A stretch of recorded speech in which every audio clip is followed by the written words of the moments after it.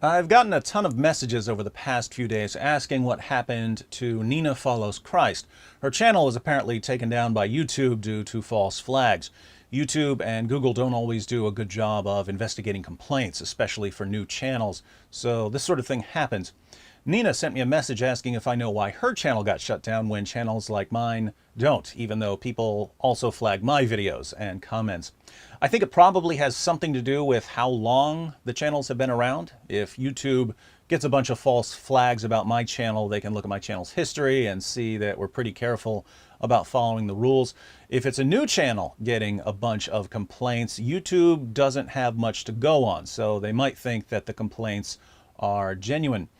That could have something to do with Nina's channel getting shut down, but there's another factor at work here.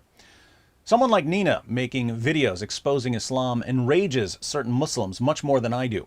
Now, I get messages from keyboard jihadis saying they're going to kill me and kill my kids and rape my wife and rape my mother and burn us alive, blah, blah, blah, blah, blah, all because I make videos exposing Muhammad and the Quran. But Nina's in a different category. She's a former Muslim. I'm not a former Muslim. So we're both under a death sentence for criticizing Islam, but she's under an additional death sentence for leaving Islam. And she's not just a former Muslim, she's also a woman. Many Muslim men are convinced that women have to be completely under their control.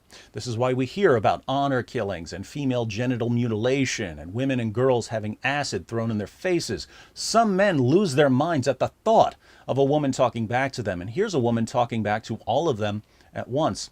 So as much as I upset keyboard jihadis, I will never upset them as much as Nina does. And that makes her a target.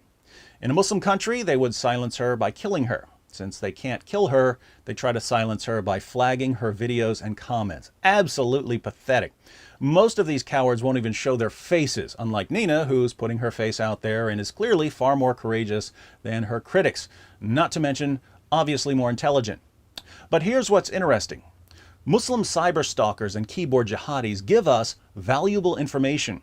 When they organize enough people to get a channel shut down, it's because they view the channel as a threat to Islam. And if they view the channel as a threat to Islam, we should view the channel as a threat to Islam. So even if you don't know Nina, cyberstalkers and keyboard jihadis have already given you enough information to know that you should be interested in her work because they're terrified of her.